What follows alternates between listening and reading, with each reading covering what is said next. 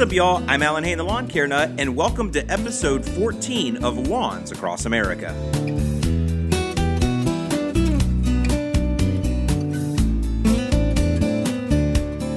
So welcome back, y'all. This is coming up now on one of my favorite weekends of the lawn care season, and that would be the weekend when the Kentucky Derby is run. This Saturday coming up here, May 4th, is going to be Kentucky Derby Day, and I'm not really into horse racing or anything like that as a sport necessarily, but I'm into the Kentucky Derby because I love all the pomp and circumstance around it. I like seeing people drink mint juleps, and then, of course, I did read the very famous Hunter S. Thompson account that the Kentucky Derby is depraved and indifferent. I think that's the term he uses, or I think that's the name of it. The Kentucky Derby is depraved, depraved. Anyway, I find that very interesting, and so all of those things have always led me to find some interest in the Kentucky Derby. Of course, I love the grass infield, and the actual Derby is run on the dirt, or what do they call it? I don't know. There's a word for it. But they do run a couple other races on the grass, and I really enjoy seeing that. But most of all, the Kentucky Derby always signified a day to me when I was working for TruGreen up in northwest Indiana and a south side of Chicago over by there, Crestwood, Illinois. So I worked over by Hickory Hills, Illinois, too, for a little bit, over off of Roberts Road over by there, Roberts Road and like 95th Street. And so I worked there. I even worked up in Park Ridge, if anybody knows the very famous person who was born in Park Ridge, Illinois. I'll give you a second. Who is, I would say, probably the most famous person ever born in Park Ridge, Illinois. Anybody want to take a guess at who that is? That's right. Hillary Clinton is from Park Ridge, Illinois. I worked at that branch office over by Bussey Highway. Of course, that's the north side up there where all the rich folks live, over by the north side of Chicago, up over by there. And either way, during all of that time, it was interesting, just the latitude and the area there. It's right off of Lake Michigan. For some reason, right around Kentucky Derby Day, every single year, either the week before or the week of, but usually the week of the Kentucky Derby is when the dandelions would be in their biggest phase of bloom. I don't know why that is. It's just something that I always connected together with that. On top of that, we also used to have what they called Sellethon, and boy, these are some fun times that we had. I don't know if many of you know, but back in the early days when I was working at TruGreen, this would have been late 1990s, telemarketing was still a thing. We didn't have, mobile phones at that time. And in fact, I didn't even have a cell phone my first year working at TruGreen. My first actual real cell phone that I got was under a carrier called Cellular One, if any of you guys remember them.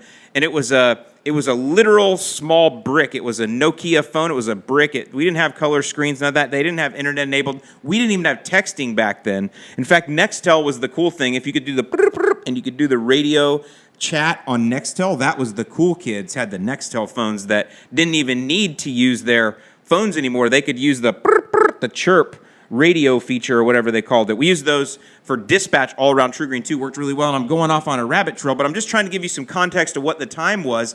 And during those years, we did a lot of telemarketing, and I would run leads. I would look at lawns about 30 a day, and then I would come back in the evening, and I would call those folks and talk about the problems I found on their lawn and scare them into, convince them to buy lawn service from us. And during those times, we had, at the end of the spring, or what we kind of considered the peak of spring, in other words, you build, we would start actually selling in January with snow on the ground. We would call last year's customers and talk to them and offer them services. I was real good at upselling the tree and shrub service, which was a couple feedings in the spring and fall and some sprays for fungus and insects during the summertime. And during the spring, used to get a lot of sales off of apple scab. If you guys have crab apple trees, apple scab is a thing. You're going to want to use Eagle 20 Eagle, but either way, Eagle fungicide, that's what you're going to want to use for crab apples if they have apple scab problems, and you want to spray them 3 times. The first time you want to hit them is just after the flowers fall off, and then 2 more times every 2 weeks after that for 3 apps with Eagle. If you have a bad old school kind of fungus or old school kind of apple scab problem on crab apple trees up over by there, and you got crab apples all the way up through the Midwest, all the way up into the East. Boy, that was a rabbit trail, wasn't it? But either way, we would start in spring or in January selling all the way through February. We called that preseason.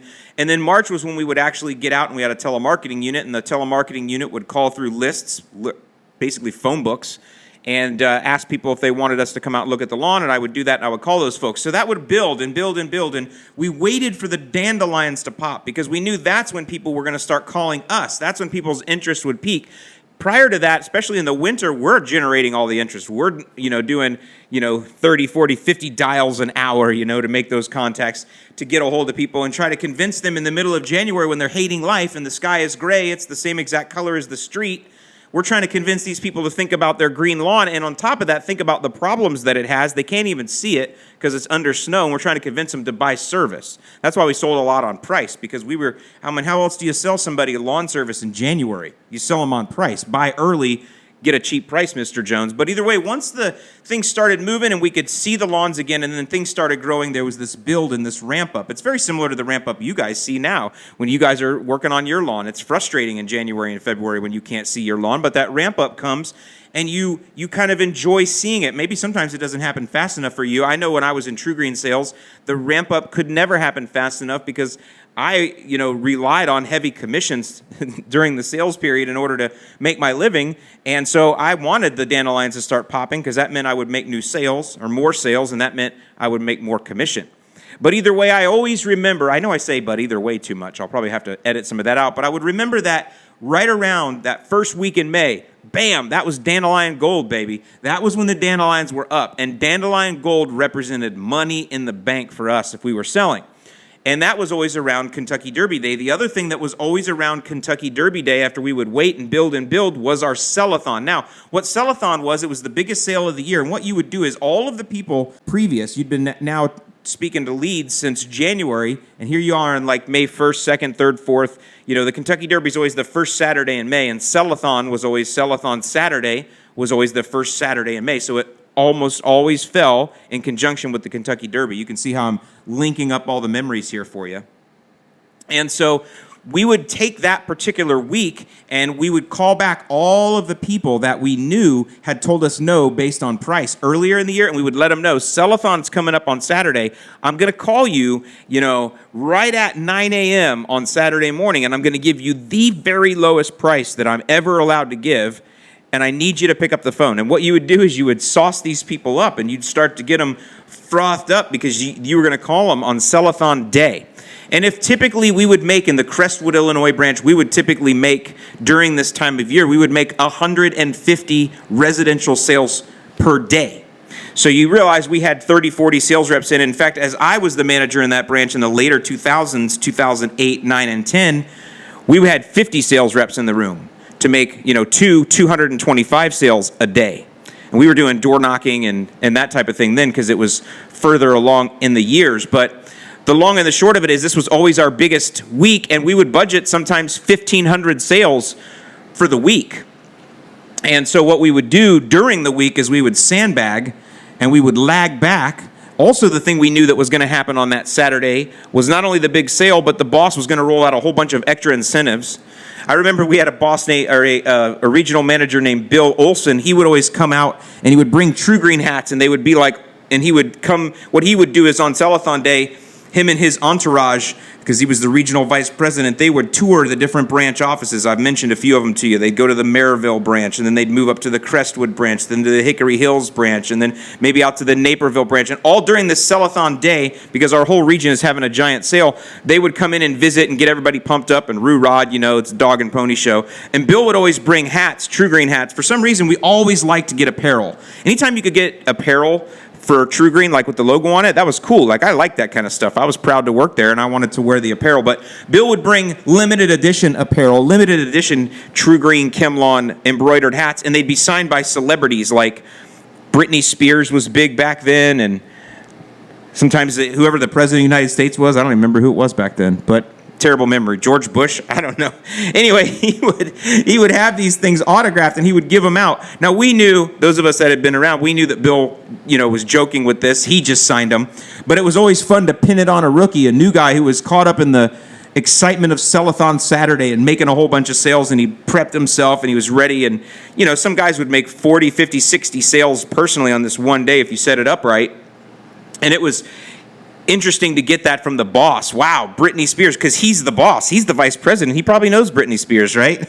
That's how we thought. And so it was fun to pin that on a rookie. So much fun stories, but that's why all of these things all combined together is why I really love the Kentucky Derby Day. Now, for you guys, it does signify a time when there's going to be a lot of weeds up, so most of you are doing a blanket spray. And again, I'm talking to most of you guys up north here with cool season turf. Us down south, though, we also have very similar challenges right now in that our lawns are starting to grow. Even in Florida right now, we're not in our wet season. We're not in our rainy season right now. So you guys with Florida lawns, you got to start watching. Watch for those gray areas in the lawn, especially if you have St. Augustine grass where the grass blades are curling up. That's your lawn telling you that it needs water. Now, we're going to talk a little bit more about watering later on in the podcast, but we're all having challenges this time of year. Even through the middle of the country, you guys definitely get dandelion crunches, and they're starting to really push and come along really hard right now. There's one thing I did want to say, though, to those of you that have cool season turf, I want to throw out a warning. A lot of you guys have been searching around the internet, and you've been concerned and for the last 6-8 weeks over Poa annua, or annual bluegrass, and Poa trivialis, which is rough stalk bluegrass and is not an annual. And these things have been throwing up seeds, especially my friends through the transition zone, my friends even down into Georgia and things like that that have Bermuda grass. You've been seeing over into Texas, Oklahoma, you've been seeing a lot of this Poa trivialis and Poa annua coming up and seeding in your lawn. And it's been a little bit of a panic. It's been a little bit of a scare. And I've been telling you, just mow through it. We'll be fine. We're going to work on some post-emergence later. In the case of Poa trivialis, I kind of take my hat off, turn the other way and run because there isn't a lot you can do. But I've been trying to kind of, encourage you guys through it. But now what's going to happen, and this is very important for everyone to listen to this, now what's going to happen, I'm talking to all of you friends up there in Northwest Indiana and Illinois, and even in southern Wisconsin, all the way down into southern Indiana, over into New Jersey, you guys, over that way, Pennsylvania, up into the east. You guys can picture this back over. Let's go back over to the other side of the country, and let's go to Missouri. You guys in there with these tall fescue lawns and Kentucky bluegrass lawns, all of your lawns are going to go to seed. You're going to start seeing white seed puffs everywhere, and that is not a problem. Every single year at this time of year, I get people sending me pictures where they're panicked about their lawn because there is so much white seed coming up in it, or this tan seed coming up in it, and they think it's some sort of weed infestation. And they think it's because they've been working on the lawn hard, they've been pushing it, that they've woken up some sleeping nasty giant from underneath the ground that's coming up and absorbing their lawn. Right as, because of the time of year we're talking about it is, you just started to get some encouragement. You maybe have been fighting the weeds, you've been keeping those out, you got your pre-emergent down, you're feeling solid about that, right? You're like, dude, I got pre-emergent down, I know that that's going to stop the crabgrass that I would see later, but I feel good about that. I've been fertilizing now, I know how to use my spreader properly, I'm getting really good at putting down applications, my lawn is greened up like I've never seen before. These are reports I'm getting from people all over the last couple months with cool season turf, and you're good. And then you got your mowing down, you're enjoying the mow, and the lawn is really responding. And then all of a sudden, all of these little seed puffs just come in there, and you're just like, oh my gosh. So I want you to take a breath, and I want you to realize this time of year, first week in May, this would have happened to those of you down into Kentucky with fescue. This probably would have happened to you a week and a week and a half earlier, so it might be a little late for you.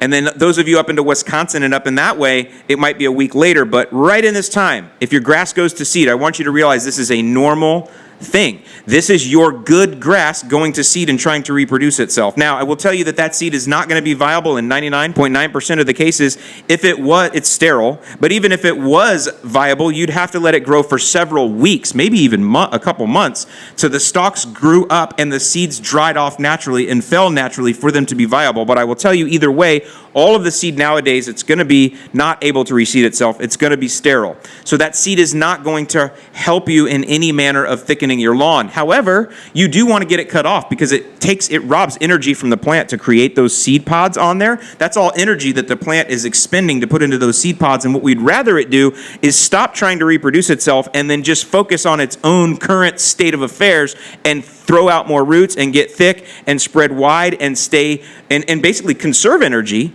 because summer is a-coming and summer is not going to be easy on it. So what I don't want is for your grass to feel like all of a sudden it has to give birth and then the next day it's in hot sunlight. And we're going to talk about that a little bit too. Maybe not in so strict of terms, but either way you get the point here. Now, one of the reasons that your grass is seeding, because a lot of guys will say, Alan, I've never even seen my grass do this. Are you sure, Alan? Are you sure that this is normal? And I will say yes, because you've been feeding it hard, and when you're hitting it with nitrogen, it's saying to itself, wow, we got a great food source here. We're getting some energy from this nitrogen. Let's go ahead and reproduce because we know we got a lot of energy now now. We know we have good favorable weather right now. We're feeling good. We got the energy saved up, the grass says. Let's spend it on reproducing. And you got to back it off by mowing it off and going, whoa, no. Thank you, grass.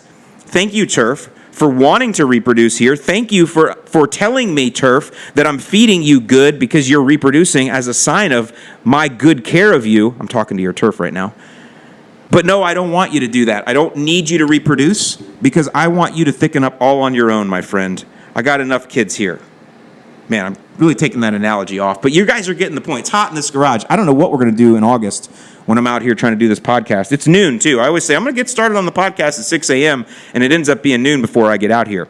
So the long and the short of it is, though, definitely mulch the clippings, because all of that energy that's in those seeds, I want you to mulch that back down in. Let's get that back down into the soil. And then definitely make sure you're mowing twice a week now for sure to cut those stalks off. The other thing that'll do is it'll help that production to stop quicker. And because the stalks, when they're cut, they don't look good. Even if your blade is sharp, the stalks, they'll shred. And so the one way to get through that point, it's a little bit of a pain point for some of you guys for a while. That's the other thing. People will think their lawnmower's not working right. They'll think their blade's not sharp. They'll sharpen their blade like 3 times in a row when really it's just those seed stalks are just hard on it. So you want to get through that as quick as you can. So just mow them off, just mow them down. And that's another reason why this time of year is important, because Kentucky Derby is always kind of a flashpoint to say, if I'm seeing a ton of these, what I think seed stalk weeds in the lawn are, it's probably normal. Now, one other thing you can do is my friend, the Grass Daddy. If you guys know Grass Daddy Tim, he's got a channel on YouTube. You can just go to YouTube and search Grass Daddy. It comes up. Freaking great channel. He's up in the Northeast, and he has a famous picture. So what you're going to want to search is Grass Daddy lawn seed heads, something like that. I'm giving you some Google searches. You can do these on YouTube, or Grass Daddy Poa annua versus Kentucky bluegrass. Search things like that in YouTube. He has a very famous photo that everybody shares around that shows the difference in the seed heads, because Kentucky bluegrass seed heads and Poa annua seed heads do have a differing appearance and a differing kind of habit in the way they splay out or display themselves. So he's got a real famous picture that you can look at there if you want to do a double check. And you should subscribe to his channel while he's there. This is his picture. If you're on YouTube, this is his sticker here. I also do have a video myself if you want to just search in YouTube, why is my grass going to seed? You can search that in YouTube, and you will see my turf type tall fescue lawn. Now, it's from a couple years ago, and you will see that lawn in full seed, and it is the video that I am doing of this here, trying to help people or warn folks not to panic. So if you do want to go to YouTube and search my video that I did showing turf type tall fescue in seed, go ahead and search why is my grass going to seed on YouTube, and you'll find it. Either way, though, we are going to break this up as well into a separate version for you, or a separate clip for you, so you can share this. The idea being, we don't want people unnecessarily panicking out there, because this, after all, is just lawn care. Now, I want to go back down and talk to my friends down here with St. Augustine in Florida. As I mentioned earlier, we are not in the rainy season yet, and this is an interesting time for you guys, and I'm going to assume that it's very similar with zoysia lawns, because I've got some zoysia lawn out here. Possibly Bermuda. We don't have as much Bermuda in Florida, but South Texas, where you have St. Augustine, for sure, especially Gulf Coast Texas, because I'm pretty sure that your rainy season is very similar to ours, and our rainy season is June 1st until September, typically. Late May, all the way through September. And when I say a rainy season here in Florida, it means it rains every day for 10 to 15 minutes. And our rains are very hard and very fast. And our St. Augustine grass loves that. It will adapt to it, and it will live through it, and it will do well. Even when it's getting pounded by 95-degree heat and high humidity, it gets that rain in the afternoon. It always happens like 2 o'clock in the afternoon, I know, because that's when all the grouper sandwich places sell out a grouper out by the beach. But either way, that's when you're hammering that lawn with that rain at the end of the day there, and it just cools that St. Augustine grass right off, and it just can keep on going. But this time of year right now, May, we are not in the rainy season, and in fact, I have only clocked rain a little bit last night, maybe 1/8 of an inch, and before that, it had been 2 weeks before since I could clock any measurable rain. And what I'm noticing is, though, our temperatures are summer-like. So we're getting into those 90s right now. As you can tell, I'm sweating here in the garage if you are watching on YouTube. And we're getting into the 90s right now, but we don't have the cooling rain. And what you'll see are these dark spots in the lawn where the grass is starting to dry up. And you want to go ahead and watch that, and you want to make sure that you're limping that along. Now, don't spoil it. You want to let it lean out a little bit. You want to let it have a little stress, because we want it to force roots deep but you definitely want to watch it this time of year and make sure that you are supplementing, or whatever you're watering, your irrigation schedule's been on all winter. Like, I don't ever turn my irrigation off, because my lawn doesn't go dormant here, but I don't have to water all winter as often either because it is cooler. But this time of year, you do need to adjust. So if you're still on your winter watering schedule with your irrigation in Florida, you want to make sure you adjust that right now as we come into this transitional period. The other thing you want to do, and this goes for all of you guys listening, no matter what grass type you have, is as you come into a transitional period, this is also when disease can be a challenge. Up north, we'll go back up to you guys, and I want to talk to Kentucky bluegrass.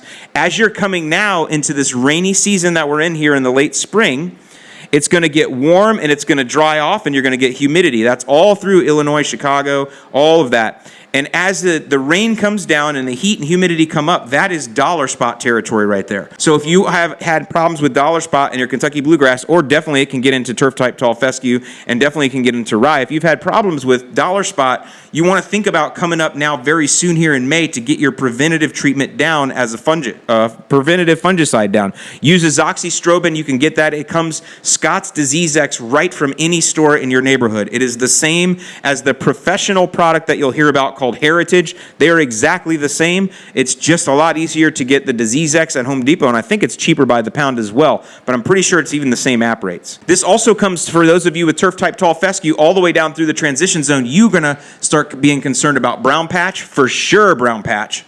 And so I want you to start thinking about your preventative fungicides. Down here in Florida, same thing. We're going to get some Rhizoctonia brown patch challenges that can start coming in Zoysia and also in St. Augustine grass as we are coming into the rainy season. So what we're coming out of is a dry season, and it's not as humid, into super humidity and that hard rain in the afternoon. And then all night, what can happen is the grass sits wet with humidity, and that can cause Rhizoctonia to rise. So we want to be in a transitional concern down here in the south as well. So it's interesting how all of that kind of overlaps and how all of that seems to come together right around Kentucky Derby Day.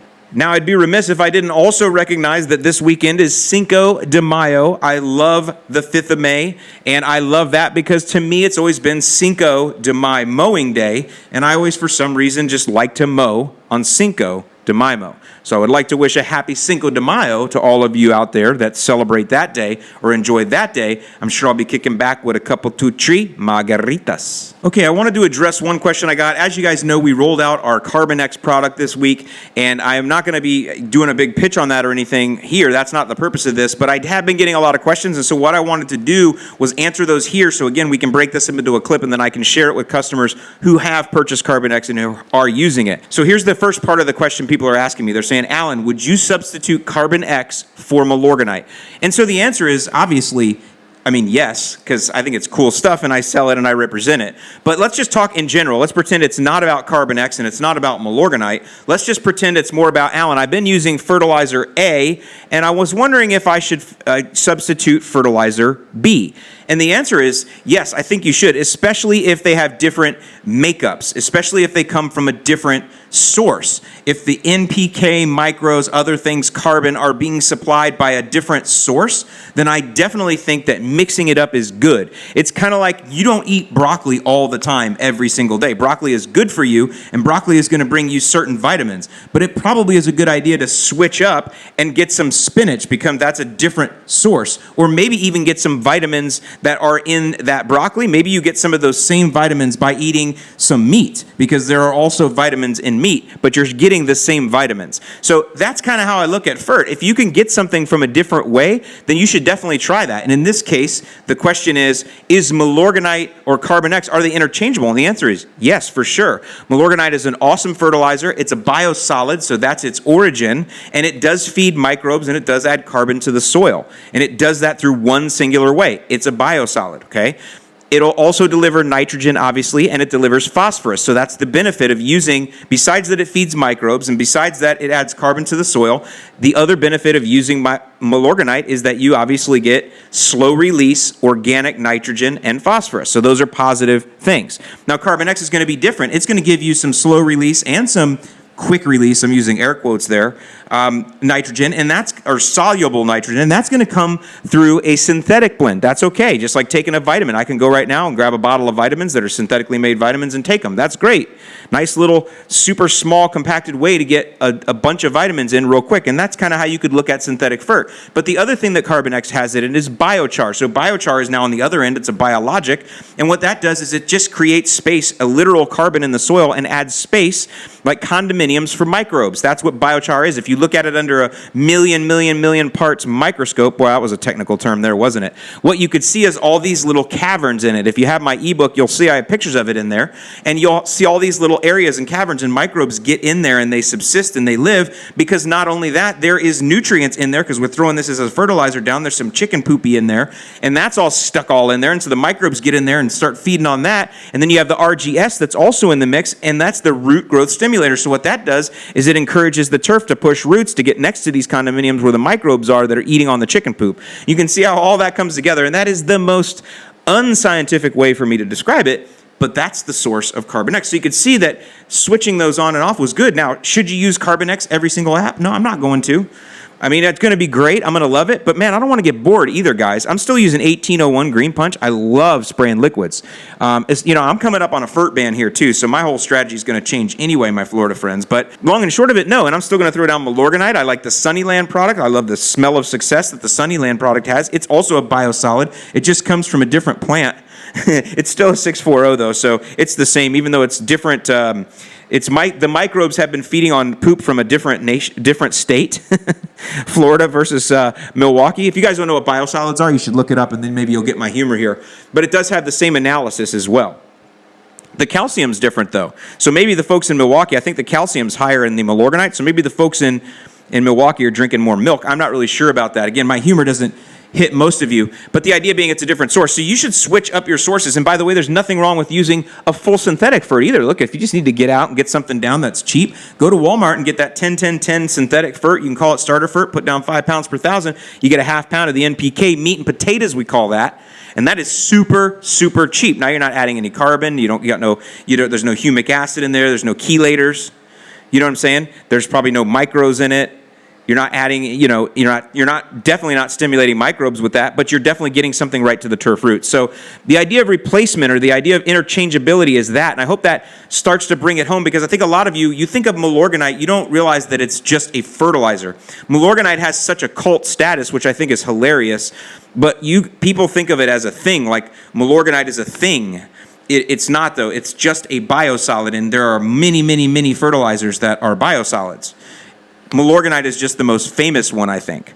So it's not like its own thing. It's just a type of fertilizer that is a biosolid. I hope I'm clearing that up for you guys, and I hope it's crystal there. Now, the other question that I get along with the Carbon X is people say, if I do switch to Carbon X, should I continue using the biostimulant pack? So the biostimulant pack is our next products that I've been representing now for well over a year, and those are my spray pray 100% of the time, straight up. I love those products. I love what they do, and I'm learning so much even as I continue to work on the lawn here, as Jake the Lawn Kid continues to use them on his, and he sends me pictures of what he's doing, as well as all you guys in the Facebook group. It is really cool what I'm seeing, and I'm learning more and more about how we can flex these things and use them. If you missed last week's podcast, we talked about ways to use the next products to grow grass under a shade tree, and a lot of you really liked that. I thought that was kind of interesting, and some of you are going to try that. So lots of fun that we're doing.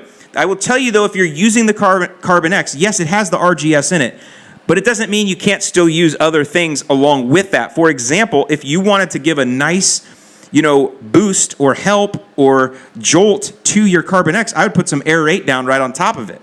Let's go ahead and just open up air in that soil with the Aerate, and then let that biochar pack down in there even better. That's one way you can use it. On top of that, you could throw down RGS on top of it. It isn't like there's super high concentrations of RGS in the Carbon X. So if you wanted to spray that down, you could. But the Humic 12 would be good too, because Humic 12 will just add more humic acid in there, the highest concentration of humic acid, to really kick up the microbes. And then, you can use the microgreen anytime you want. That's a micronutrient. That is a micronutrient stack, and because it's a great complement to Carbon X. Has a little bit of extra iron in it. The Carbon X already has some iron in it, but microgreen would just, double down on the darkness. I like the way that sounds. Or maybe you hit the Carbon X now and you watch and you see how long it takes to fade. I don't know how long it'll take for the color to fade, but when it does fade, then you use the RGS and the 002 microgreen and bam, you kick the color back up. But either way, I want to say the biostimulant pack will complement any fertilizer. It will complement Carbon X, and it will complement Milorganite, and it will complement Lesco, and anything else you can find. So all of those things, just be smart about it. Just move things around. Change things up. And then if you're pressed for time, if you have only one Saturday to do your apps, then yeah, throw them all down on the same day. It's not going to hurt anything. With that, I want to go right into our first questions here, and I'm going to go right to the recordings. Now, if you want to be a part of the recordings here, if you want to have your question set out on the air here, make sure you call us on our LCN tips lines. It's 833-526-8477. That's 833-LCN-TIPS. That's 833-LCN-TIPS. Call in, leave a message, and you may show up on here. So our first one is going to come from Nashville, Tennessee. Hey, Alan, this is Chase from Nashville, Tennessee. Have tall fescue lawn. Want to say thank you first for everything you do. Been listening to hardcore for the last month or so. My two questions are about mowing height and weed control. So mowing height, I've been doing it 4 inches twice a week hardcore, just like you've been saying, pushing tall, more mow to get that growth. Pushing out some weeds, some are still staying, but is it okay for me to drop to 3.5 inches instead of 4? Everybody I've talked to that's hardcore have been like 4 inches, push tall as high as you can. But I know it's more manicured 3.5 when I've done that in the past. So can you tell me if I'm going to stun anything, hurt anything with that? So 3.5, 4 inches, I don't know which one. Second, weed control. Is it okay for me to blanket spray Image product that you've been talking about on top of Roundup Safe for the Lawn? So I've been blanket spraying with, spot spraying with Roundup Safe for the Lawn in some areas, but probably need to do a blanket application just to be able to get some of those weeds under control. I did throw down dimension in mid-March at 4.6 pounds per thousand before I started listening to you, but now that I've started listening, I'm going to throw down the Sunnyland at 3 pounds per thousand here in the next week or so. So I want to get that kind of overlap in terms of safe application or safe coverage throughout the summer. I do plan on fall overseeding in around the first to second week of October. That's where my soil temps hit around 70 degrees. So trying to get my strategy together on that. If you can help me out with those two questions, that'd be great. Thank you. Okay, Chase, great questions. These are solid because these are going to help a lot of people. And that comes back to the mowing height. Now, what you guys know is that I will tend to hammer on something, and I'll hammer on it so hard, and you will think that that is the only choice that you have. And sometimes I have certain things that I say or certain ways that I convey things because you gotta realize I'm talking to a very broad audience. And so if I give any kind of variance in certain things, people, they'll go to the extremes, and it could cause issues if they're not ready for it. And this is one of those things. You'll hear us always say, mow your tall fescue at 4 inches, jack your mower blade all the way to the top, and that's it. Set it and forget it, if anybody remembers old Ron Popeil. And for most of you, that is true because most of you are not going to get super nutty and mow the lawn twice a week. Even though I tell you to do it, that's another one of those things. I'm encouraging you to mow the lawn twice a week because I know it's super helpful to the lawn for sure. Going to stimulate more rooting, more rhizomes, all that kind of stuff. I know that's helpful, but I also know that a lot of you guys struggle with even mowing the lawn once a week. And some of you would go, really? Really, Alan? People can't even mow once a week? Well, guys, people get busy, man. People with 3-4 kids, and they work, both working parents, and on the weekends, everybody's at baseball and soccer and everything else, and dance recitals and all of these different things.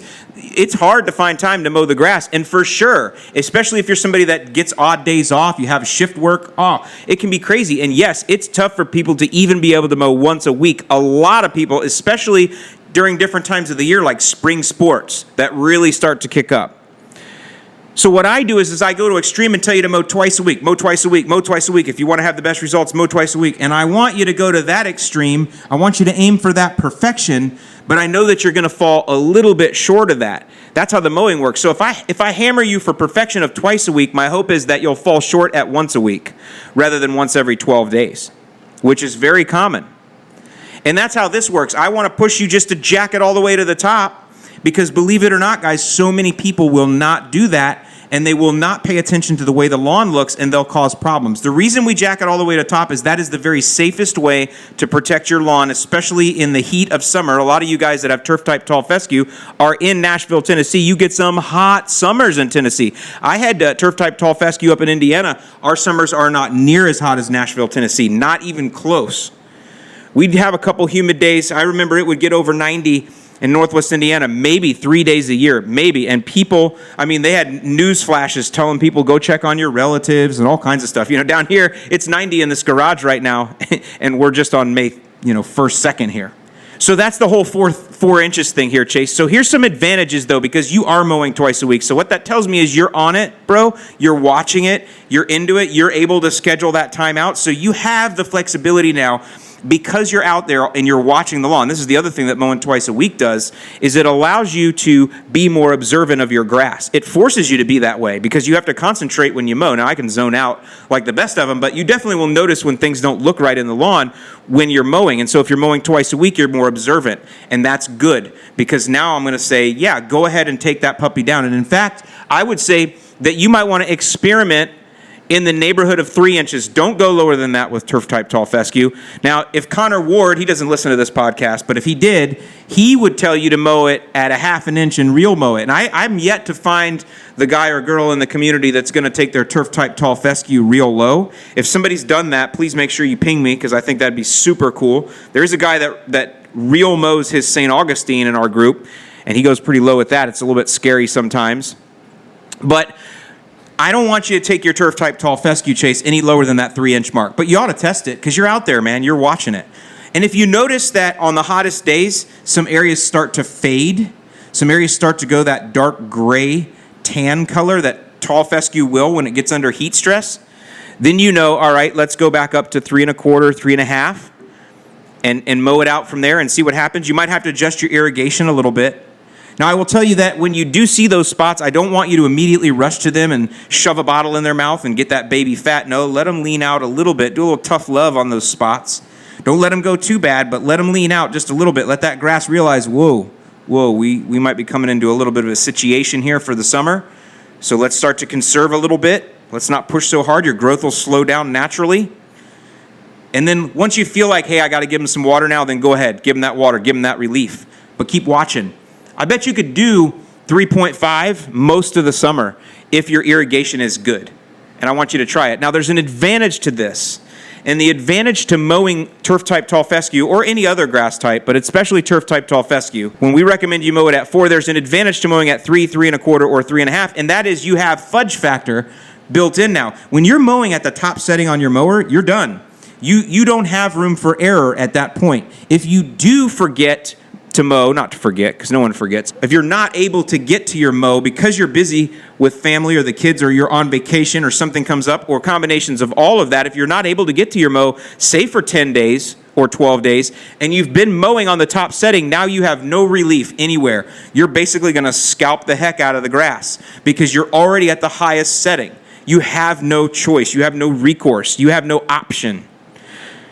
So in that case, what you have to do is just get out there, gut it out, live through that pain with your lawn. You probably have to double or triple cut if it's clumping up and done. But Chase, if you're mowing at 3, now Chase, you're a more extreme. You're not going to ever miss 10 days, but you, Chase, you might miss 7 when you've been mowing every 2. And if you're pushing hard, like I tell you to do, you guys in the spring here, if you're pushing hard with nitrogen and the lawn is really growing, and Chase, let's say you miss your second mow, and so instead of mowing every 3 days, you have to mow it at a 7-day mark or, God forbid, an 8-day mark, Chase. But you've been down at 3, you got a lot of relief in there, right? First thing is it's hopefully not grown too much past the 4 inch, which is your top mark. But if it has, okay, then what you will do, and this is how you cut an overgrown lawn when you do have the option, is it's overgrown, you do raise it to the top setting, and you cut it at 4, and you let it sit for 1 day. And then you come back the next day, and you take it down 1 notch, and you mow it, and then you let it sit for a day. And then you come back the next day, and you take it down a notch, and you bring it down slowly. Now, you may not be able to do it every day like that. It'd be fun if you could. But maybe you do it over every 2 to 3 days, but you bring the cut back down slowly back to your 3 inch because you gave yourself some leeway. You gave yourself some slack in the line. So Chase, I'm going to say, yeah, man, you're on it, bro. I say you're good to go. And I would see if you can get down real low, but not lower than 3 inches. And that's R-E-A-L, not R-E-E-L, Connor Ward. Now, the other question he had was here about weeds and weed control and tall fescue and an image product. So you guys have seen I use here in my area, I use an Image for Southern Lawns product to kill weeds. It has been an incredible weed control. It's available over the counter pretty much anywhere. It comes in hose-in sprayer options, which we call ready to spray. It comes in an option where I can get it in a gallon pre-mixed under the brand name, which is Roundup, and it's Roundup for lawns. I can get that in a 1 gallon ready to use, which is a spot sprayer that I can just patrol with, and then I can get the concentrate and mix up a couple gallons if I need to blanket spray. So it's been an incredible product. It's got a purple label. It's called Image for Southern Lawns. It is awesome for St. Augustine grass. It's fine for Floritan, but you can use it in Bermuda and Zoysia as well as Centipede. I think Bahia grass can also use it. Check the label. That is not going to be for you, Chase, though, with Turf Type Tall Fescue. Now, you do have a green labeled Image product that you can get. And so that green label Image product has got sulfentrazone and quinclorac in it. Now that'll be fine for Turf Type Tall Fescue, but I wouldn't use that necessarily as my primary weed control. What I would use that for is if you had a sedge problem. And I don't know how strong the quinclorac is in it, but quinclorac can take out a few things, obviously crabgrass, which I don't think you'd have a problem with yet. So I think I would primarily use that for a sedge product. Either way, it's not the best product for Turf Type Tall Fescue at all, no matter what. A better product for you would be Speed Zone. Speed Zone is a really good weed control that I would consider a professional weed control, but it's available in smaller quantities. They have a 20 ounce, I believe you can get. And it's affordable and it's easy to get. You can get it online. Now it's got 2,4-D, carfentrazone, dicamba, and the MCPP. Yeah, you know me. That's what's in it. So it's got a really good mix, and the 2,4-D is in a much higher concentration of the ester formulation, so it's going to do really, really well at taking out most of the weeds that you're going to face in tall fescue. So I would go that route rather than that Image product. And as far as getting your ferts down and everything, it sounds like you're thinking through the strategy. It sounds like you're on your way, and I bet you're going to have great success this year, my friend. Thanks for your question. All right, next we're going right back up to the Midwest. We're going to my friends over in Joliet, Illinois. Look forward to a reply. Thanks for everything. Hey, Alan, Scott from Joliet, Illinois. Thanks for everything you passed along to us. We greatly appreciate it. So my lawn is a Kentucky bluegrass. It was laid from sod. New construction home, about 3 years old. Every year I aerate, overseed, Milo. Usually get the 4-pack from you and a prodiamine on the lawn. This spring my wife decided to get a swimming pool. We had some install issues with the company, and it was a lengthy process. I had piles of dirt around the pool on the lawn for probably about 2.5 weeks overall. Lawn's got some issues. I had to dig a couple trenches to get power and gas to it, and the backyard's going to be destroyed. My views on how I want to handle this is I just want to limp it along to the fall. Keep going with my, pre-emergent, my fertilizer, keep cutting it and see what comes back. And in the fall, go through and do a renovation on the affected areas in the backyard. I don't think it's really beneficial for me to do that going into, the late spring and into the summer months in the Joliet, Illinois area. So are you in agreement with just limp it along until the fall and then see what happens after that? Look forward to a reply. Thanks for everything. So you heard Scott pronounces it Joliet like I do, but I'm telling you, I've heard some real deep Southsiders pronouncing it Joliet. So either way, Scott lives there. He knows how to pronounce his own town. I will say that Joliet has a beautiful historic district with some incredible historic houses. I can't remember the name of it. I want to say they're called the Holly Houses, but I think that's wrong. The name of that district or neighborhood, somebody can put that in the comments below. But it's a really cool little town. I really like Joliet. If you look on my channel, The Lawn Care Nut, you will see that I did a little project lawn several years ago when I was trying to get into doing some projects and traveling a little bit. We actually did a little bit of a lawn rehab over in Joliet. So, Scott, thanks for your question. I will say the first thing that I noticed is that you blamed the pool on your wife, bro. You're like, my wife decided to get a pool. So I don't know, you didn't like it or you didn't want it, my friend, because I will tell you that when you get your first pool, especially up there, and I had a pool in Northwest Indiana, exact same, right straight across from you. I mean, I only have to cross a few cornfields to get to Joliet, Illinois from where I was at in Crown Point. And I can tell you that the very best day that you have in your pool is the only day that you get to use it every year, my friend. So you got to look forward to what that is. It's going to be, way too cold to use all the way till sometime like in the end of July or early August, and you're going to have that perfect day where you're going to be out mowing, and it's going to be that 90-degree day that you get. I told you guys you get 3 of those a year in that area. You're going to get that one 90-degree day, and you're going to get out on a Saturday, and maybe you had a couple two tree mini tree Floyds the night before, so you got to sweat that out of there. and you're mowing and it's hot, and you're going to jump in that pool, and it is going to be the perfect bath water, like out of nowhere, and it's going to feel so refreshing. And then after that, it's downhill from there, and you will never use that pool again for the rest of the year, and you'll have to close it sometime right in October there, right after, Halloween. You'll have to close it.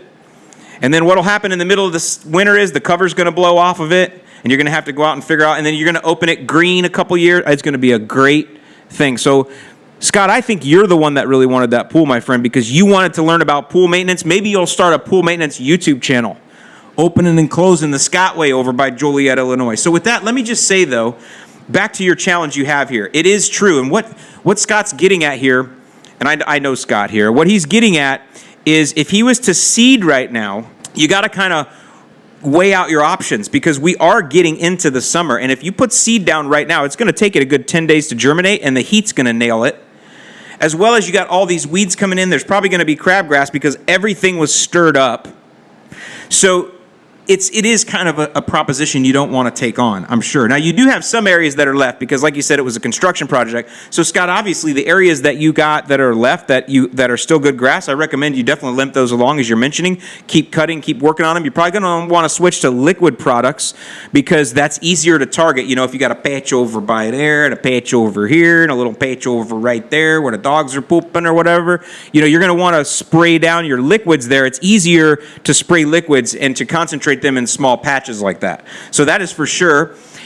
I would think that with the soil, I wouldn't necessarily think right now you want to spray the next products down on the soil. I understand what you might be thinking. Hey, I can kind of help the soil get kicked up. But what you're going to find is that exposed soil over the summer, the microbes are not going to like that, especially because there's nothing to shade them and protect them, and there's no roots for them to congregate around much.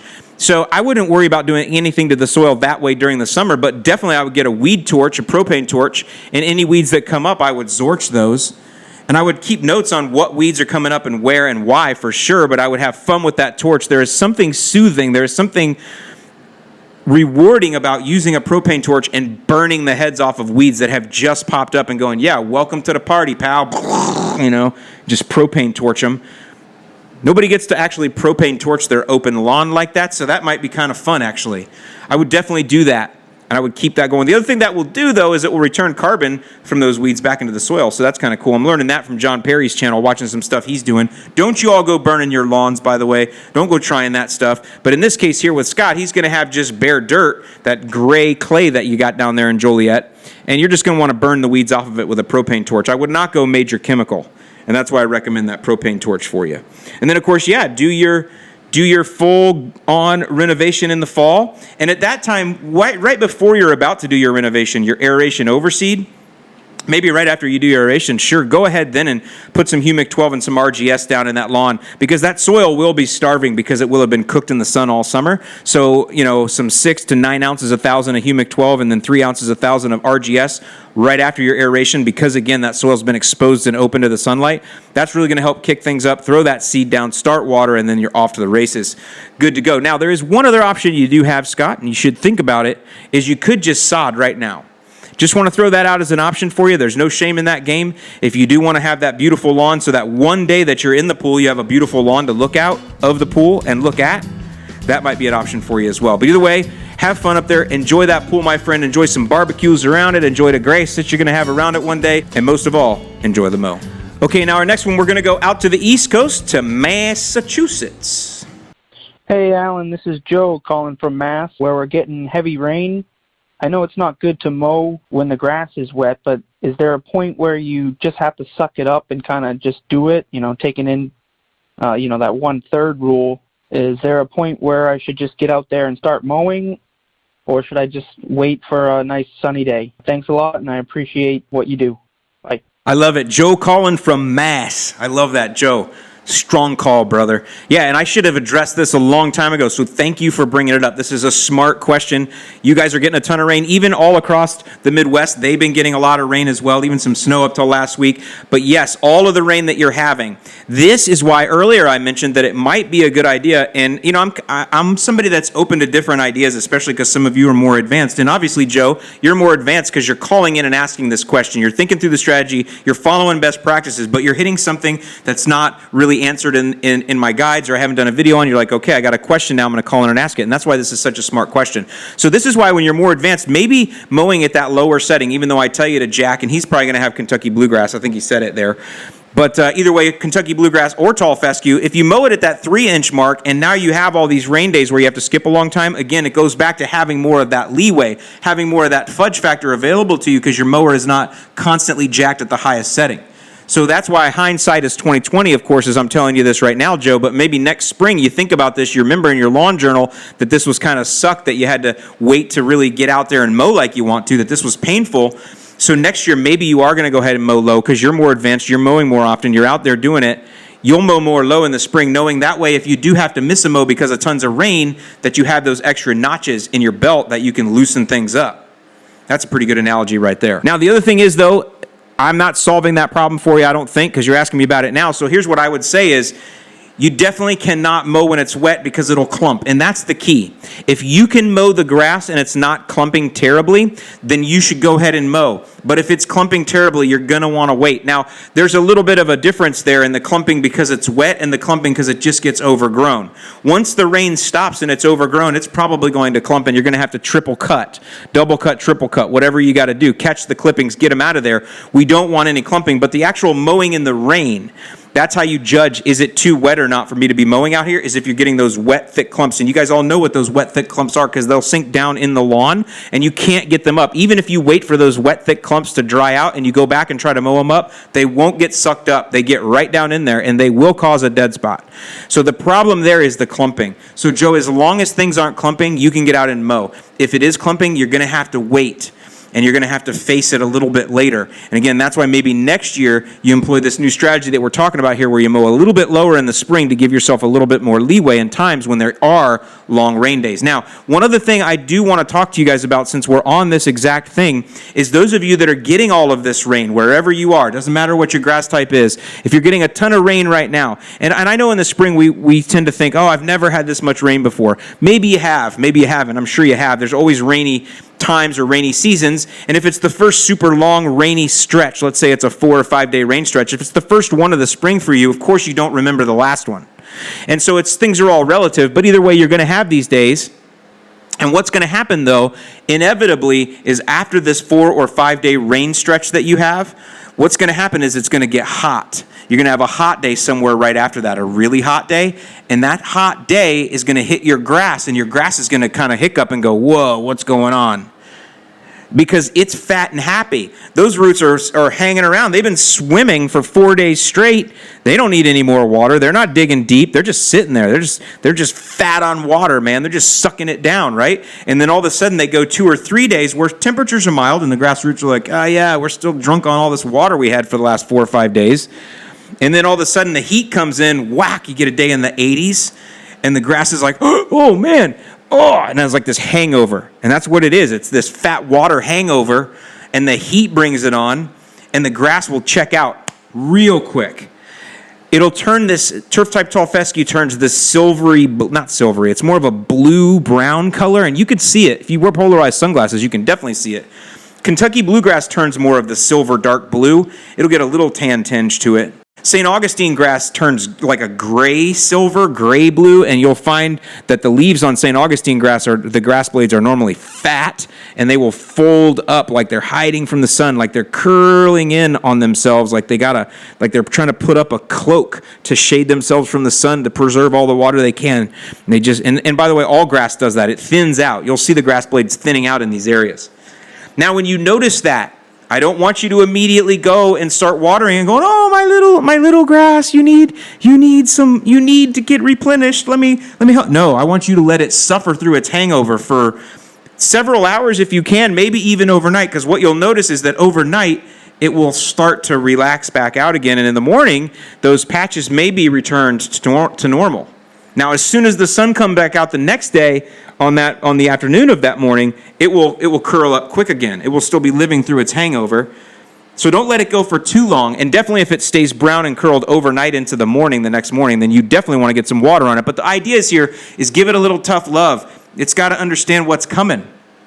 It's got to understand that summer's a coming, and you're not going to get the same nourishment from this fat water that you've been getting. And the rain is much more nourishing than your sprinkler water. I promise you it is. By the way, rainwater, especially when there's thunderstorms, the lightning releases natural nitrogen in the air, which comes down in the rain and nourishes the grass. So that's why it gets so fat on these mixed drink rains that the lawn is getting. And then you start feeding it your city water, which is chlorinated and all the stuff sucked out of it or whatever's going on there. And I'm not trying to scare people with that. I'm just saying it isn't the same. It's not the same thing. And so the grass got to learn to kind of, hey, we got to lean out a little bit. We got to look for a little bit of a change. We're going to get some sunlight here. We're going to get some more humidity. It's going to be hot on us. We need to maybe save some energy. We need to slow down our growth. We need to push our roots a little bit deeper. And that's why we talk about when you do start watering deep and infrequent. That's the other mistake people make, is maybe you get ahead of this hiccup and you see the hiccup and you jump on it really fast and then you water for 3 days straight. Don't do that. You're just basically getting the grass drunk on water again. You want to go ahead and hit it, but you don't want to hit it again after that for at least 2 or 3 days. You want to do a deep and frequent type of a watering, and deep being a ½ inch. I've challenged you guys before to put the tuna can on the lawn, leave it out there until you're ½ inches in it, and that's how you know that zone or that area or that sprinkler position is putting out that ½ inch. So I definitely challenge you to do that. Make sure, though, that you are doing that deep and frequent so your grass doesn't get too spoiled. That will also help you if you do go on vacation. If you're somebody that waters manually, we talked about impact sprinklers in our last video, being one of my favorites if you have to manual water. And I did that in Northwest Indiana for however long I lived in that house, 10, 12 years. We watered manually the whole time. And so all I'm trying to say is if you go on vacation, though, and you're not able to do that, if you've trained the grass, if you've watered deep and infrequent, it will actually be okay for a little bit of an extended period of time while you're gone on vacation. Now, when you come back, it might be suffering, but because you've taken care of it up to that point and you've taught it to lean itself out and to live on a leaner water schedule, it'll come right back from watering. Now, we're going to talk a lot more as the summer goes on, depending what kind of summer we have, about grasses going into summer dormancy and bringing them out of summer dormancy, whether that's a good idea or not. But that's some good early watering tips there for you guys, is to watch for that hangover. Now, one thing you can do, just as a final side note that's fun here, is if you do notice patches of your lawn or sections of your lawn that are checking out that are smaller, use that as a clue that something's going on there. Right? If it's large sweeping areas, then maybe if you have an irrigation system, maybe you just need to adjust it that way. Maybe this is showing you areas where the irrigation that you're using is off or broken or not working right. But if it's small spots, little spots, maybe that's an indication that there's something under the ground there. The roots are shallow for some reason. Maybe the soil's a little bit rockier right there and it's sucking moisture out. Maybe the rooting is just weak in the grass there and you want to put a little humic 12 and RGS in that spot. You know, whatever you want to do, but watch for those spots as well. And one thing that you can do that's fun is when you get those little spots early on, and I'm talking for you guys that have not had a lot of rain, when you get those little spots, is take your hose, if you get to them early enough, and saturate the area with cool water from your hose, and they will literally green back up within sometimes several minutes. So that's always kind of fun to watch, and that's a way to start to learn your grass, by seeing a spot that's starting to check out and watering it and watch it come back within several minutes. And then the next time, let it go a little longer and water it and see how long it takes to come back. See how you can start to flex that way, and you can really start to learn your land and learn your grass. Now let's go all the way for the next one, all the way out west to Oregon. Hey, Alan, this is Nate from Cottage Grove, Oregon. My lawn is primarily perennial rye. However, I have a question about moles. That's moles with an M. I sometimes get 1 or 2 a year, and they really tear up my lawn, and I'm just kind of curious as to what I should put down to keep them out, or what I should do. My plan right now is to maybe use some sort of grub control or insect control to maybe get rid of their food source. If you could answer that question, I'd really appreciate it. Thanks for all the help. Hey, Nate, this is a good question. One I get so much. What do I do about moles? And I'm going to tell you, I have not had a good answer. I know there's mole baits that you can get called Tomcat. There's different things you can do. There's traps and baits.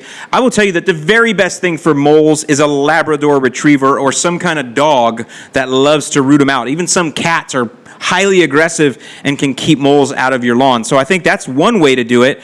But I wanted to point you real quick, though, to a video that John Perry did. If you go to YouTube and you just search how to keep rabbits from eating your lawn, you will find John Perry's video that he did. And John Perry obviously is the founder, CEO, president, grand poobah over at the Unicorn Pea Plant that we call Greene County Fertilizer Company.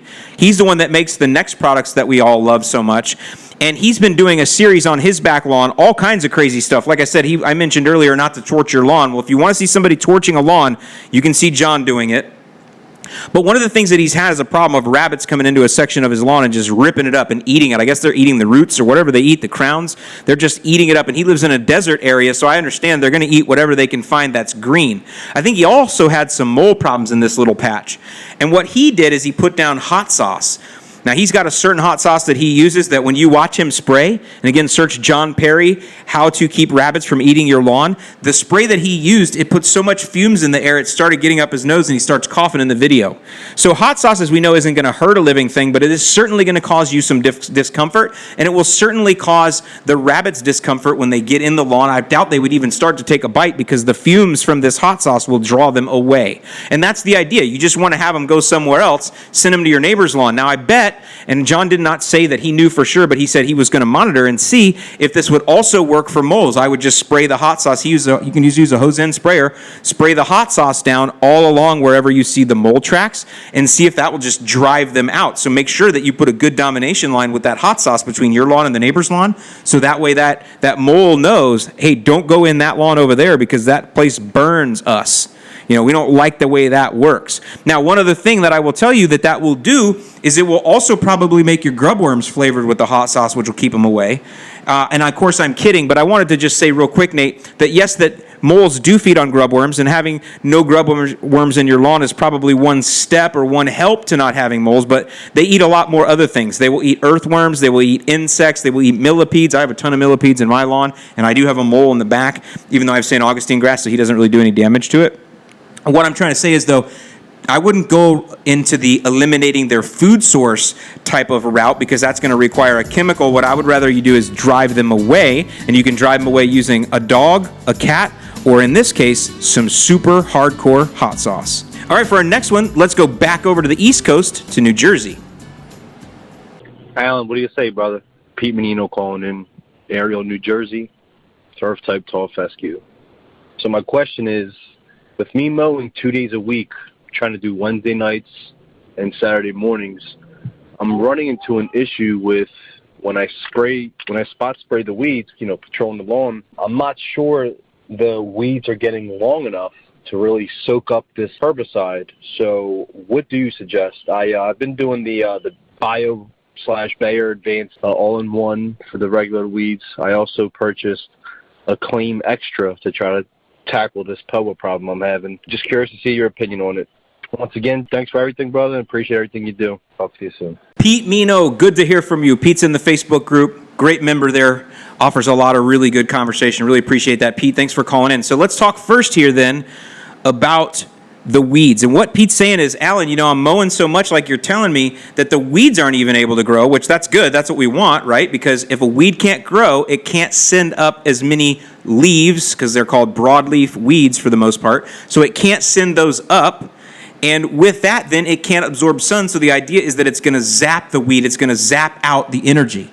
But as you know, that is not a way to control weeds that is, 100% effective, not even close. It's one strategy. It's one way of going about it. It's one form of attacking weeds. The other is to spray them, and that's what Pete's doing. And he's saying, Alan, I don't even have enough leaf surface that I don't think I'm even coating the weed enough that the weed control is getting in. So in that case, I would say, yeah, go ahead. Now, the thing is, when you're pushing your lawn with fertilizer, it will also push the weeds.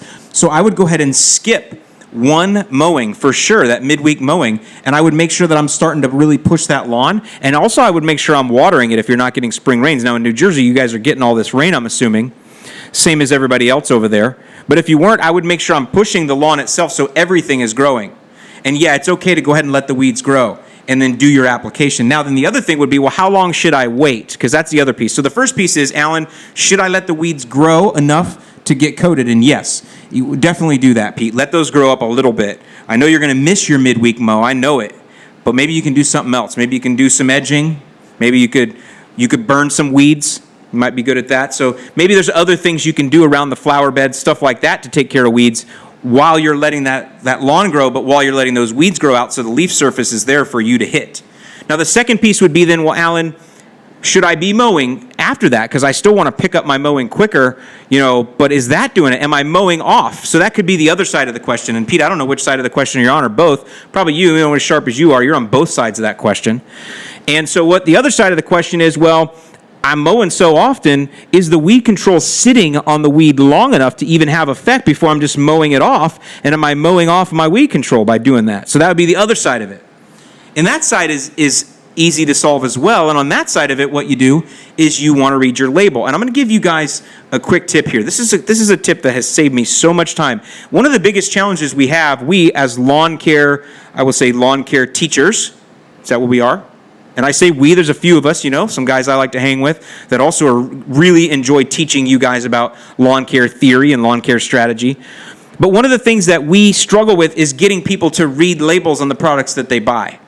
Because let's face it, if you look at the label, it's a very small font anyway, and it is not friendly. The label is not laid out in such a way as to keep your eye interested. It isn't laid out like a web page that's designed to lead your eye all to the calls to action, for example, and to dazzle you and to make you see how beautiful something is, or to call action to how nice a product is like you're used to looking at on web pages. And it definitely isn't outlined. It definitely doesn't have like easy to read headlines. A lot of people these days, as you know, are headline readers, and the labels are not laid out in any way that you're used to reading in today's current society, right? We're used to going through Amazon, for example, if I'm looking for something and reading all of the headlines only. And if somebody doesn't put something in a headline, I will probably miss it, even if they have the right thing that I'm looking for, the right item. So labels don't look that way. They're plain, they're black and white, they're small fonts, and they're not interesting, and they don't have any gamification to them, so you have no reason to want to read them. So that's a tough thing as it is. So I'm going to show you, though, how you can change the game with reading labels. And what I want you to do is find the label online.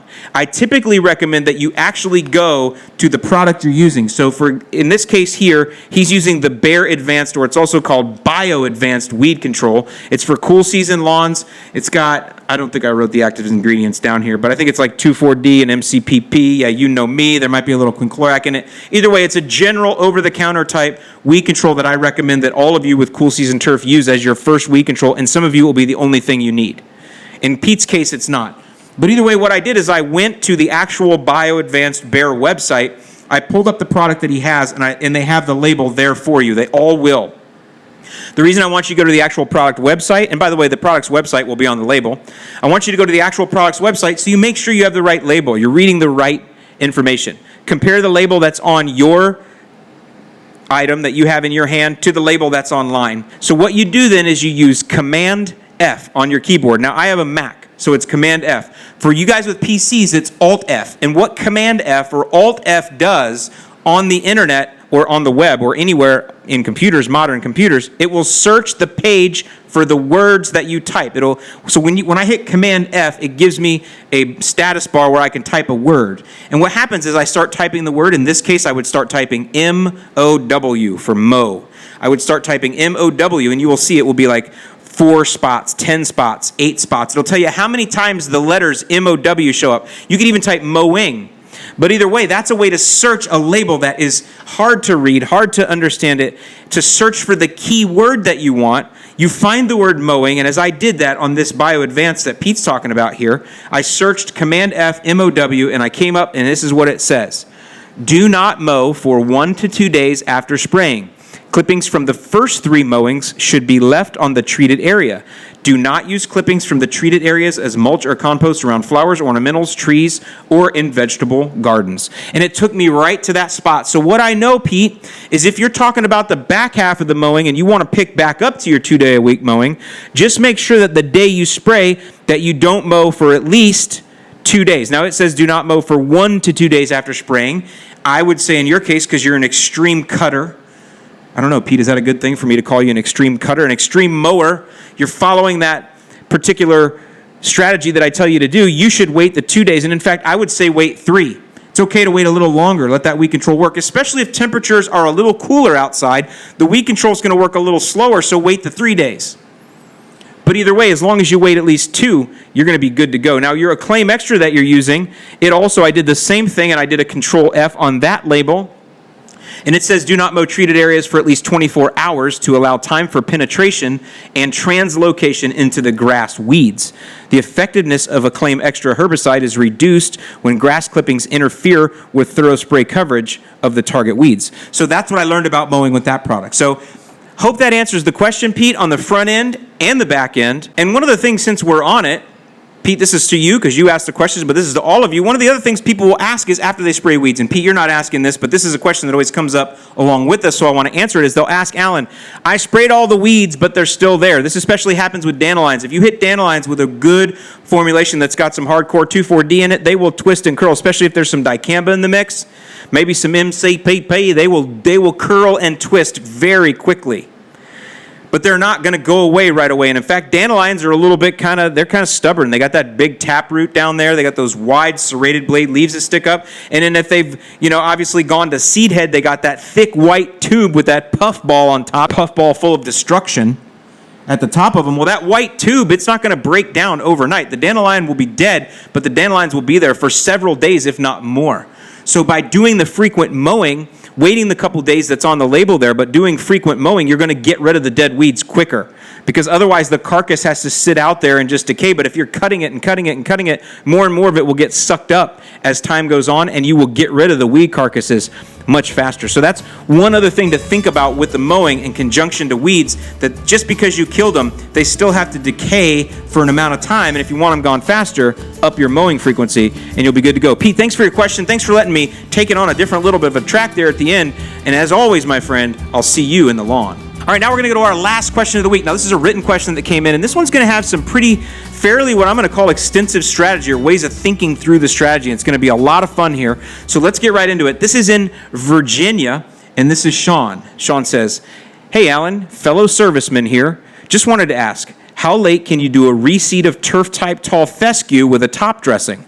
My lawn has suffered due to many deployments, and now I have the time to fix it. I plan to use Jonathan Green turf-type tall fescue Black Beauty with 50-50 topsoil top dressing. Can this be done? Sean.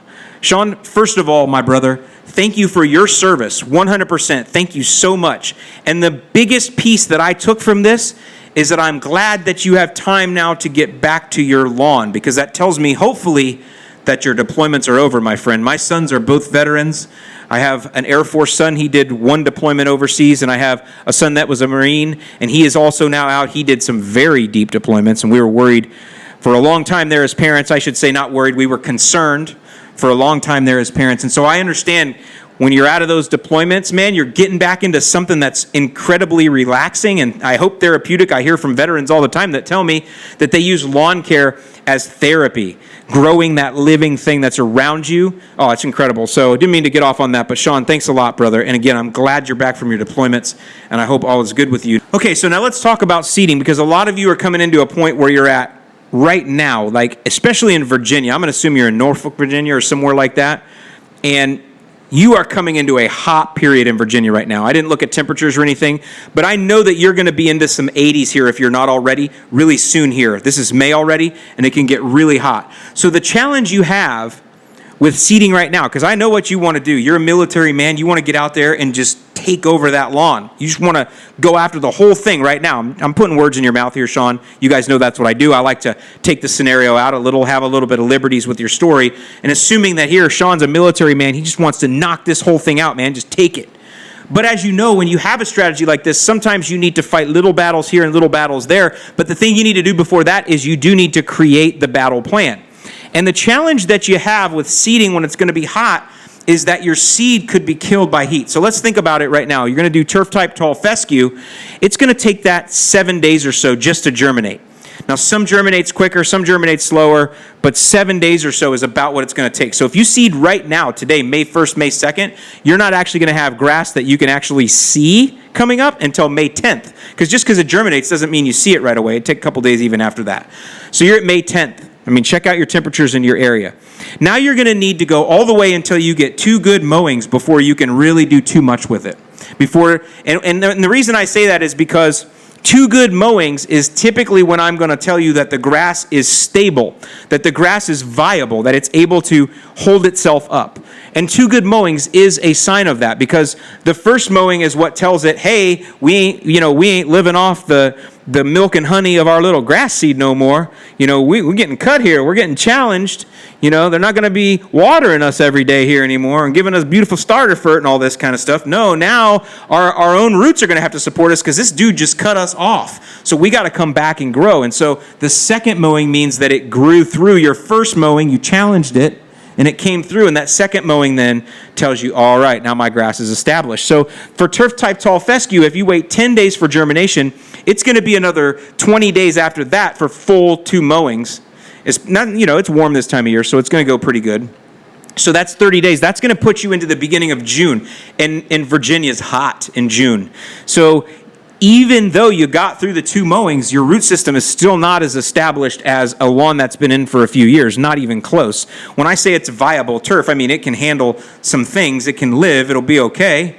But it isn't going to be able to handle extreme heat. So that's the challenge you have, in that you could go to all this work and bam, it could all be for naught, because a heat spell could just wipe it out and kill it. The other thing that's going to happen during that time frame is you're going to have weeds that are going to be rushing in. Now, you could use the Scott starter fertilizer that has the mesotrione in it, and that actually is a very good type of a starter fertilizer to use. Mesotrione is the same thing that's in tenacity. It's a great pre-emergent for spring because it will help suppress crabgrass. I think it also suppresses some dandelions here and there. So if you are going to go through with this, if you are going to try it, you want to use that mesotrione to help try to keep some of the weeds out. But I'm telling you, they've already got a head start on you because you're late. And that's the whole thing. That mesotrione may not even work because many of these weeds have already come into this grow. So those are the things you got to look for. Those are the things that you have to consider if you are going to seed. Now, Sean, here's my actual advice to you, because I'm going to assume, because you're telling me that your grass kind of went downhill while you were on deployments, which tells me that you had good turf there at some point. And because of that, I'm going to have faith that that good, hard work and investment that you put in earlier before your deployments, I'm going to tell you that that is going to pay off for you now, because you've had to be away for a long period of time. But that time that you put in previous is going to pay off for you now, and that I bet you that you've got 30% good turf there. And this is where I say, don't take the notion that you want to go in and charge it all now and thicken it all up and kill all the weeds and fix it now. Instead, I'd ask, let's back off and reassess. Get down in there on your hands and knees. Do you have at least 30% good turf? I bet you do, because of the investment that you put in however long ago that was. Even if it was 4 years ago, that investment is still there. I promise you it is. And in that case, there are products that are for you because you're starting late. So here's the other thing. You're not at the ideal time to start even working the lawn itself. So this is those of you who are starting late. You've just found this particular podcast, or you found the community online, you found my YouTube channel, and you're like, I want to start right now in Norfolk, Virginia, but it's so hot right now. I've already got a ton of weeds up. My grass looks terrible. It doesn't look good. What do I do? Well, there's products that are made for you for right now. What I call late season, like, whoa. Okay, well, for those of you on the podcast, I just knocked down my flamingo ornament because I'm talking with my hands so much here. But there's these products that are designed for this late season. I'm going to use a term, probably a bad term, but like this carpet bomb effect, that you can kind of go in and just drop this, and it's going to like kind of hit a reset button as good as possible. There's so much been going on, so much has gotten away. We just need to carpet bomb it. But we don't want to destroy the whole thing. And what these products are these 3-in-1s, and you're going to find them in a granular formulation. The one that Scott sells that you're going to find everywhere is called Turf Builder Triple Action Lawn Fertilizer. Now, they have a Southern brand, or a Southern blend, and then they have a Cool Season Northern blend, or they have a blend for cool season grass and a blend for warm season grass. I happen to be looking at the one that would work good here in Norfolk, Virginia for our turf-type tall fescue that Sean has, and it is called Triple Action Lawn Fertilizer. And what it's got in it, it's got pendimethalin, 2,4-D, and of course I keep saying it, the MCPP. Yeah, you know me. And then it's also got fertilizer in it. So what this gives you, and this is an interesting take on a 3-way app, but what this gives you is 3 things. The first thing it gives you is their fertilizer, and I didn't look at the analysis on it. It's probably like a 3003 or something. It covers 10,000 square feet, so it's a 5 pounds per 1,000 application rate. So I highly doubt it's a 3003. It's probably in the 20s somewhere. I don't want to get wrapped around the axle on nitrogen, potassium, and phosphorus at this point. But either way, it's going to have enough fertilizer in there to jolt everything in place. So that's the first thing. That's the first thing it has. The second thing it has is the pendimethalin. Pendimethalin is a pre-emergent. Now, again, I'm telling you that you're not going with my first strategy, which was where you were going to try to suck it up and seed. We're not doing that. Now we're going with this strategy, which is to use this triple action. And what you're going to do is put down that pendimethalin pre-emergent. Now, you're late. You're not going to stop 100% of the crabgrass, but you're going to stop some. I promise you that. anytime that you're prior to like the middle of June, I don't care where you live, it's a good idea to put down a pre-emergent if you can. So that's going to be the second thing you're going to get is pre-emergent control during the summer to stop some of that stuff. And then the 2,4-D and the MCPP, those are auxin herbicides. Those are a broadleaf weed killer. So you're going to bomb this lawn with that. It's one application. It's a 5 pounds per thousand. Knock it out. That's what I would do, Sean. Water that in. Follow the label. I would start with that right there. And then from there, I would jump on my program. If you go to thelawncarenut.com, you can get my free guide, cool season guide for you. You can jump right in with whatever step it feels good. Step 2, step 3 probably, step 3 somewhere. And that's where you're just going to start feeding it with good fertilizer. You're going to be spot spraying weeds. You're going to look for disease, insects, all of those things, grubs coming up. But I would start with one of those 3-way type products like that triple action lawn fertilizer. And I just want to say Scott's is not a sponsor here, nothing like that. I'm just telling you this is a product that this is where this product is used for. And there are other brands too. If you go to the local big box store, whatever, they're all going to have a triple action. That seems to be where everybody's going now. That seems to be the new thing that people are putting out here is those type of products. So I would recommend, Sean, that you give that a try. So with that, I want to thank everyone for listening this week. I hope you've enjoyed the Lawns Across America podcast. The feedback you guys have been giving me is incredible, and I really enjoy doing these. I really enjoy preaching lawn care, not just teaching it. With that, I'm Alan Hayne, the Lawn Care Nut. Thanks for listening, and I'll see you in the lawn.